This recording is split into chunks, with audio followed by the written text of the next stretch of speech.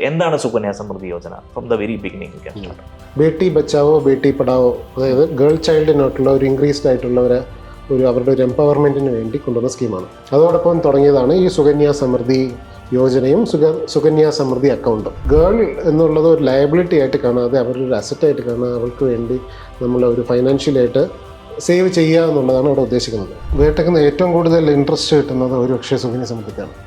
8.2%. Maturity 21 വയസ്സാവും. 21 വയസ്സാകുമ്പോഴത്തേക്കും നമുക്ക് അത് application കൊടുത്ത് നമുക്ക് നമ്മുടെ അക്കൗണ്ടിലേക്കോ അല്ലെങ്കിൽ ചെക്കായിട്ടോ ലഭിക്കാവുന്നതാണ്. അല്ലെങ്കിൽ നേരിട്ട് ഇലക്ട്രോണിക്കലി ട്രാൻസ്ഫർ ചെയ്ത് കിട്ടും.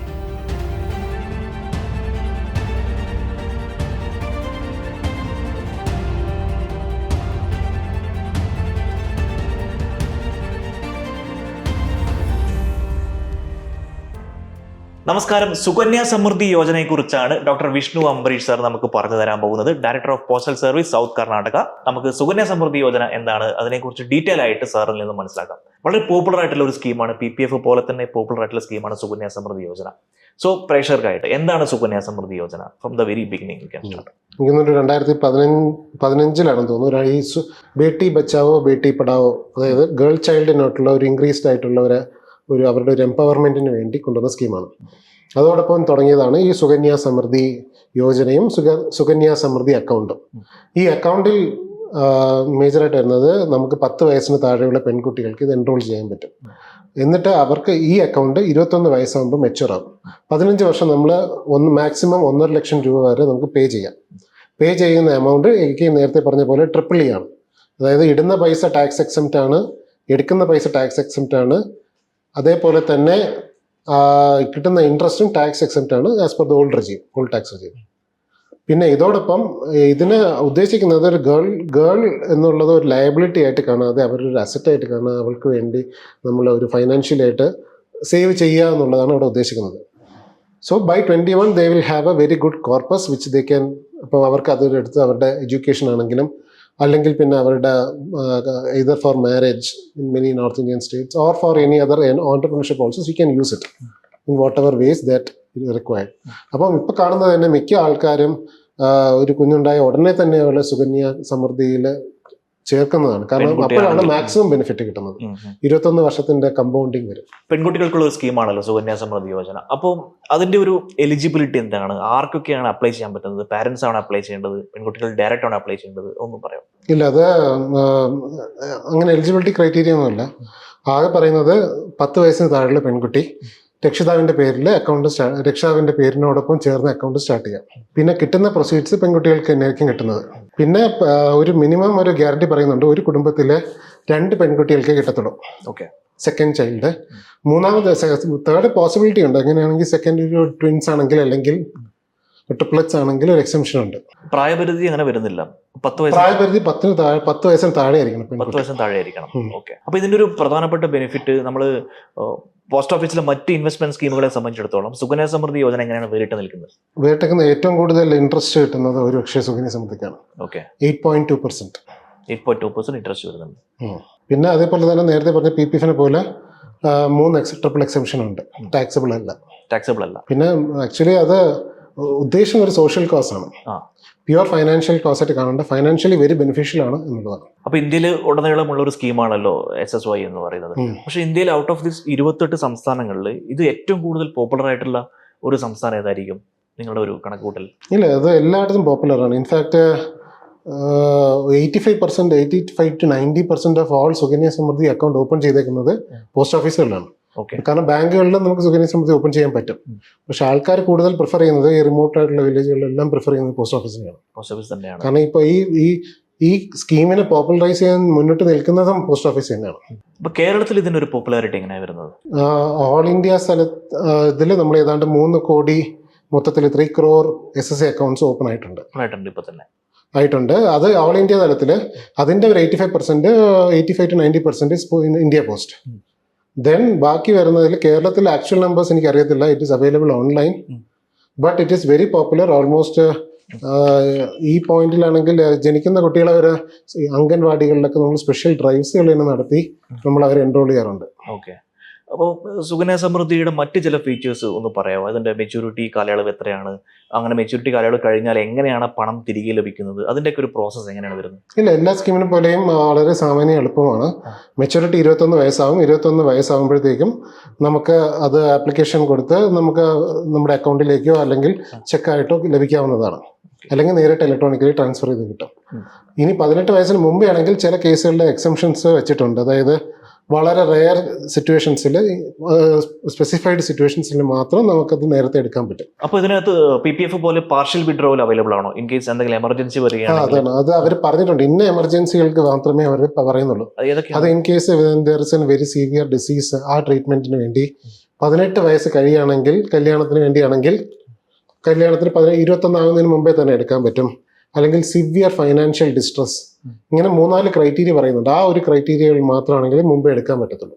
അതുപോലെ ഒരു SSY അക്കൗണ്ടിൽ നമ്മൾ ഇൻവെസ്റ്റ് ചെയ്യാൻ സ്റ്റാർട്ട് ചെയ്യുന്ന സമയത്ത് എന്തൊക്കെ ഡോക്യുമെന്റ്സ് ആണ് നമ്മൾ കൊടുക്കേണ്ടതായിട്ടുള്ളത് ഒരു പാരന്റ്?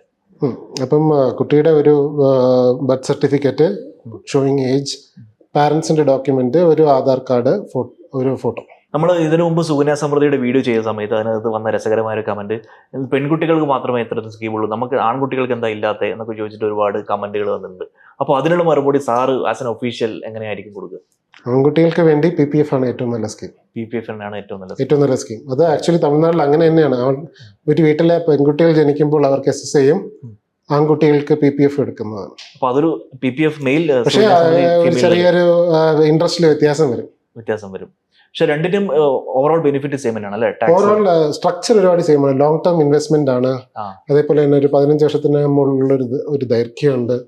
1.5 ലക്ഷം രൂപയുടെ ലിമിറ്റ് ഉണ്ട്. 500 എന്ന മിനിമം ഉണ്ട്. അല്ല, സുകന്യ സമൃദ്ധിക്ക് 250 ആണെന്ന് തോന്നുന്നു. മറ്റേതിന് PPF-ന് 500 എന്ന ലിമിറ്റ് ഉണ്ട്. പക്ഷേ ഓവറോൾ ഇതെല്ലാം റഫ്ലി ഒരേ ഈക്വലന്റ് ആണ്. അപ്പം നിങ്ങൾക്ക് 2 കുട്ടികൾ അടുത്തടുത്തുണ്ടെങ്കിൽ 2 പേരും മെച്യൂർ ആകുമ്പോഴത്തേക്കും ഓൾമോസ്റ്റ് 2 മെച്യൂർ ആവും. അപ്പം 2 പേർക്കും ഓരോ സെപ്പറേറ്റ് അക്കൗണ്ട് തുടങ്ങായിരിക്കും നല്ലത്. അപ്പൊ അതിന് റെസ്ട്രിക്ഷൻ ഒന്നും ഇല്ല അല്ലേ? ഫോർ എക്സാമ്പിൾ ഇല്ല, വേണമെങ്കിൽ ഒരേ പെൺകുട്ടിക്ക് തന്നെ PPF SSAയും തുടങ്ങാം. അല്ല, ഒരേ വീട്ടിൽ ഒരു ആൺകുട്ടി പെൺകുട്ടി ഉണ്ടെങ്കിൽ ഒരാൾക്ക് PPF-ഉം ഒരാൾക്ക് SSY തുടങ്ങി കഴിഞ്ഞാൽ ടാക്സ് പരമായിട്ട് ഇഷ്യൂ ഒന്നും വരില്ല. കാരണം രണ്ടുപേരും ഒരേ പ്രായമാണെങ്കിൽ ഒരേ സമയത്തായിരിക്കും ഏകദേശം മെച്യൂർ ആവാം. വലിയൊരു കോമ്പൗണ്ടിങ് എമൗണ്ട് ആയിരിക്കും വരിക. ആ സമയത്ത് എന്തെങ്കിലും ടാക്സ് പരമായിട്ട് ബുദ്ധിമുട്ടുണ്ടാവില്ല. അത് AAA എക്സംപ്റ്റ് ആണ്. കിട്ടുന്ന കോർപ്പസിനും മറ്റേ ഇൻട്രസ്റ്റിനും ടാക്സ് ഫ്രീ ആണ്, എൻറ്റയർലി ഫ്രീ ആണ്. ഓക്കെ. ഇല്ല, സുകന്യ സമൃദ്ധി വളരെ പോപ്പുലർ ആയിട്ടുള്ള സ്കീമാണ്. In fact irrespective of the economic class, ഇപ്പോൾ പാവപ്പെട്ടവരാണെങ്കിലും പണക്കാരാണെങ്കിലും മിക്കവരും ഇതിനകത്ത് ഇൻവെസ്റ്റ് ചെയ്യുന്നതാണ് കാണുന്നത്. വളരെ ബെനിഫിഷ്യൽ ആണ്. പിന്നെ അതേപോലെ തന്നെ മെയിൻ പർപ്പസ്, അത് നമ്മൾ ഒരിക്കലും ഫൊർഗെറ്റ് ചെയ്ത്, എംപവർമെന്റ് ഓഫ് ഗേൾ ചൈൽഡ് എന്നുള്ളതാണ്. ഇത് ഗേൾ എന്ന ചൈൽഡ് എന്നുള്ള ഒരു ബാധ്യതയായിട്ട് നിങ്ങൾ കാണരുത്.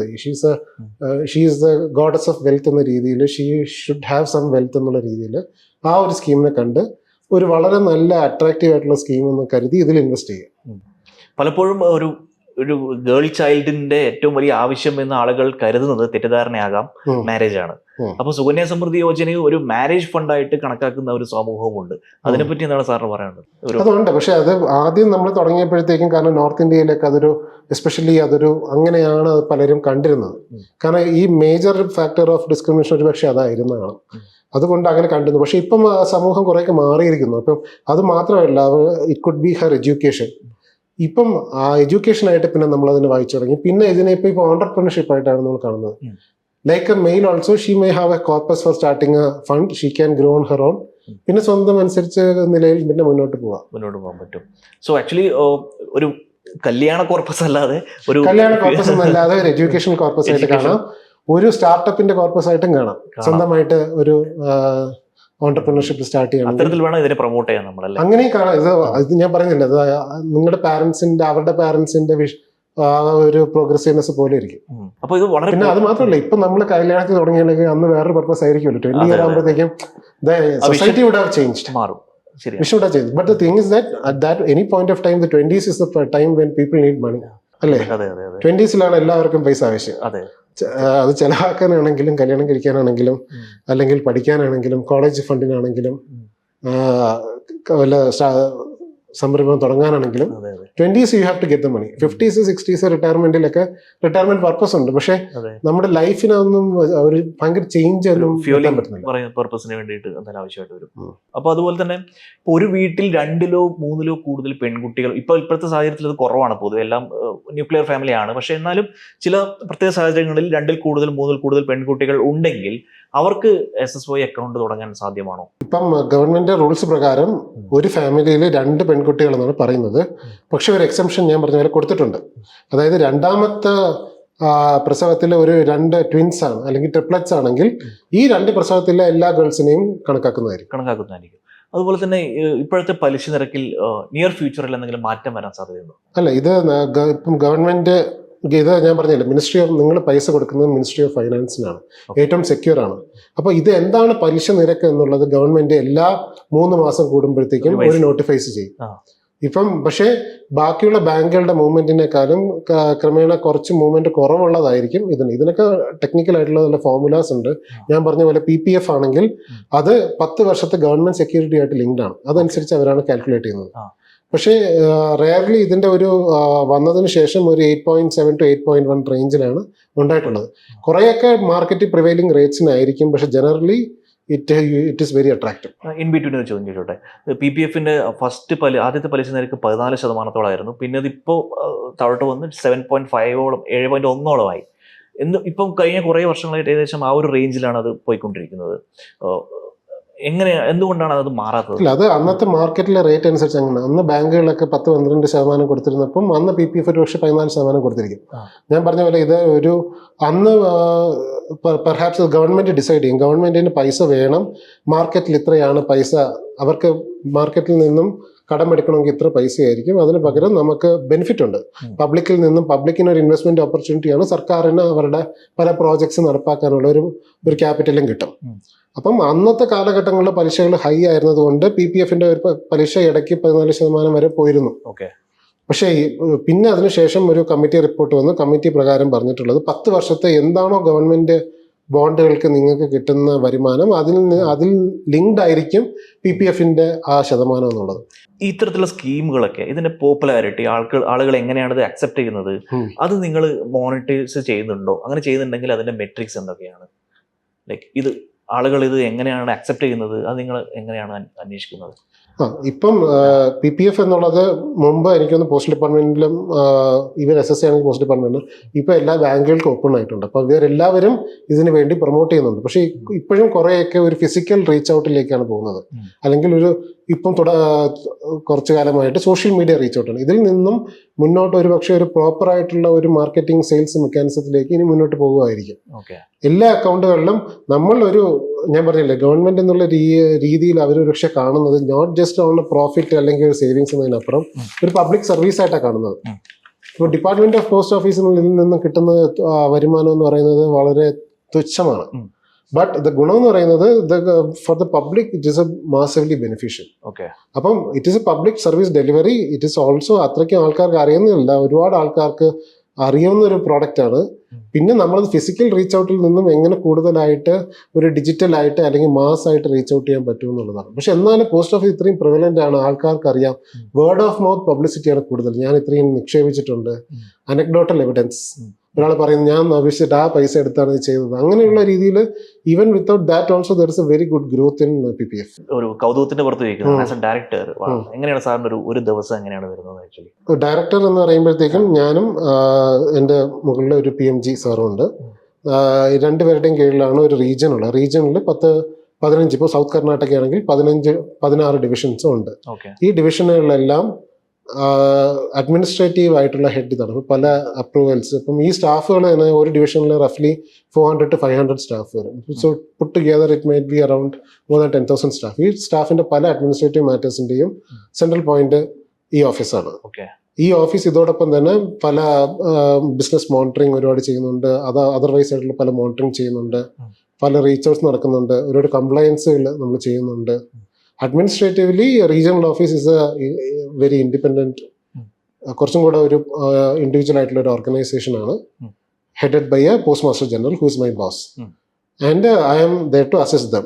പിന്നെ ഈ ഇതിൽ തന്നെ 2 പവർ സ്ട്രക്ചേഴ്സ് വരും. ഇപ്പോൾ കുറേ കാര്യങ്ങൾ അപ്രൂവൽ, പല കാര്യങ്ങളിൽ പുതിയ പോസ്റ്റ് ഓഫീസ് തുടങ്ങുന്നു, അതിന് മോടി പിടിപ്പിക്കുന്ന പല അപ്രൂവൽസും, പുതിയ പോസ്റ്റ് ഓഫീസുകൾ പ്ലാൻ ചെയ്യുന്നത് പലതും, പിന്നെ അതേപോലെ തന്നെ ഡ്രൈവുകൾ പലതും പ്ലാൻ ചെയ്യുന്നു, സെൻട്രലൈസ്ഡ് ആയിട്ടുള്ള മീറ്റിംഗ്സ് നടത്തുന്നു, കോർഡിനേഷൻ അമംഗ് വേരിയസ് റീജിയൻസ്. അങ്ങനെ ഇപ്പം ഗവൺമെന്റിന്റെ ഇത്രത്തോളം പ്രോഡക്ട്സ് ഉള്ളത് കാരണം ഒരുപാട് വർക്കുകൾ ഇപ്പം പോസ്റ്റ് ഓഫീസിൽ അഡ്മിനിസ്ട്രേറ്റീവ്ലി ആണെങ്കിലും ഓപ്പറേറ്റീവ് സൈഡ് ആണെങ്കിലും നടക്കുന്നുണ്ട്. അപ്പൊ post office is never free അല്ലേ? പിന്നെ ഇത് മാത്രമല്ല, ഇത്രയും ഓഫീസുകളിൽ പലതും ഇൻസ്പെക്ട് ചെയ്യേണ്ടി വരുന്നുണ്ട്. ഡിവിഷനുകൾ കണ്ടിന്യൂസ് ആയിട്ട് നമ്മളിപ്പോ പോസ്റ്റ് ഓഫീസ് എന്ന് പറയുമ്പോൾ ഒരു പഴയ ഒരു വെച്ച് ചിന്തിക്കുന്ന സമയത്ത് പലപ്പോഴും അല്ല, ഇതൊക്കെ പണ്ടുണ്ടായിട്ടുണ്ട് അഡ്മിനിസ്ട്രേറ്റീവ് കാര്യങ്ങൾ. പിന്നെ കുറെയൊക്കെ സെയിം ആണെങ്കിലും ഓപ്പറേറ്റീവ് നമ്മൾ ഒരുപാട് കൂടിയിട്ടുണ്ട്. പിന്നെ ഇതൊക്കെ കുറെയൊക്കെ ബാക്ക് എൻഡ് വർക്കാണല്ലോ. സോ ഇറ്റ് ഡസ് ഹാപ്പൻസ്, അതൊരു പബ്ലിക് കയ്യിൽ വരുന്നില്ല. പബ്ലിക്കിനെ സംബന്ധിച്ചിടത്തോളം എൻ്റെ പോസ്റ്റ് ഓഫീസ് എൻ്റെ പോസ്റ്റ്മാൻ, അതിനപ്പുറം അവര് ഈ ഓർഗനൈസേഷനെ കാണുന്നില്ല കൂടുതലായിട്ട്. അതെ അതെ അതെ. സാറിന് ലാസ്റ്റ് ഫൈനൽ വേർഡ്സ് എന്ന രീതിയിൽ പബ്ലിക്കിനോട് പറയാനുണ്ട്? പബ്ലിക്കിനോട് എനിക്ക് ആകെയുള്ള റിക്വസ്റ്റ്, പോസ്റ്റ് ഓഫീസ് നിങ്ങളുടെ തന്നെയാണ്, നിങ്ങളുടെ ഒരു പബ്ലിക് സർവീസ് ഡെലിവറിയാണ്, നിങ്ങളുടെ ഒരു അസറ്റായിട്ട് നിങ്ങൾ കണ്ട് അതിനെ അപ്രോച്ച് ചെയ്യുക. പോസ്റ്റ് ഓഫീസുകൾ വിസിറ്റ് ചെയ്യുക, ആൾക്കാരെ എൻകറേജ് ചെയ്യുക, പോസ്റ്റ് ഓഫീസ് വിസിറ്റ് ചെയ്യുക, അതിൻ്റെ സൗകര്യങ്ങൾ ഉപയോഗിക്കുക. കാരണം എന്നിട്ട് മറ്റുള്ളവരോട് ഇത് പകർന്നു നൽകുക. ഇതൊരു ഒരു ഒരു ഇൻഫർമേഷൻ്റെ കുറവ് കൊണ്ട് കാരണം ആർക്കും ഈ ഒരു സർവീസ് നഷ്ടമായി പോകരുത്. അതുകൊണ്ട് എല്ലാവരെയും അതിലോട്ട് യോജിപ്പിക്കുക എന്നുള്ളതാണ്. പബ്ലിക്കിൻ്റെ സ്വന്തം സ്ഥലമായിട്ട് പോസ്റ്റ് ഓഫീസിനെ കാണുക, നിങ്ങളുടെ സ്ഥലമാണ്, നിങ്ങൾക്ക് അതിനെ പറ്റി അതിനെ ഇമ്പ്രൂവ് ചെയ്യാൻ വേണ്ടിയുള്ള സ്റ്റെപ്പുകൾ നിങ്ങൾക്ക് തന്നെ മുൻകൈയിട്ട് ഏറ്റെടുത്ത് കൊണ്ടുവന്നാൽ നമ്മൾ ഡിപ്പാർട്ട്മെൻറ്റ് പൂർണ്ണമായിട്ടും എല്ലാ കാര്യങ്ങളിലും സഹകരിക്കുന്നതായിരിക്കും. അപ്പോൾ നിങ്ങളുടെ സാമ്പത്തിക ഭദ്രതയും അതേപോലെ തന്നെ ഒരു കമ്മ്യൂണിറ്റിയുടെ പാർട്ടുമായിട്ട് പോസ്റ്റ് ഓഫീസിനെ കരുതുക. Thank you so much sir. അപ്പോൾ പ്രേക്ഷകരോട് എനിക്ക് പറയാനുള്ളത്, നമ്മൾ പോസ്റ്റ് ഓഫീസിന്റെ ഒരുപാട് വീഡിയോസുമായി ഇതിനു മുമ്പും നിങ്ങളുടെ മുന്നിൽ വന്നിട്ടുണ്ട്. പക്ഷേ ഇത്തരത്തിലൊരു എക്സ്ക്ലൂസീവ് ആയിട്ട് ഡയറക്ടർ ഓഫ് പോസ്റ്റൽ സർവീസിനെ തന്നെ നമ്മൾ ഇന്ന് നമ്മുടെ ബോസ്വാല ചാനലിലേക്ക് കൊണ്ടുവരാൻ കഴിഞ്ഞതിൽ നമുക്ക് ഒരുപാട് സന്തോഷമുണ്ട്. സാറിനും നമുക്ക് ബാംഗ്ലൂർ സിറ്റിയിൽ തന്നെ ഒരു മലയാളിയായിട്ടുള്ള ഒരു ഉദ്യോഗസ്ഥനെ നമുക്ക് കിട്ടി. വളരെ ഫ്രാങ്ക് ആയിട്ട്, വളരെ ഓപ്പൺ ആയിട്ട് അദ്ദേഹം എല്ലാ കാര്യങ്ങളും പറഞ്ഞു തന്നു. ആ ഒരു ഗ്രൗണ്ട് ലെവലിൽ തന്നെ നിന്നുകൊണ്ട് ആളുകൾക്ക് മനസ്സിലാവണമെന്ന രീതിയിൽ തന്നെ നിന്നുകൊണ്ട് അദ്ദേഹം എല്ലാ കാര്യങ്ങളും വിശദമായിട്ട് എക്സ്പ്ലെയിൻ ചെയ്തു തന്നു.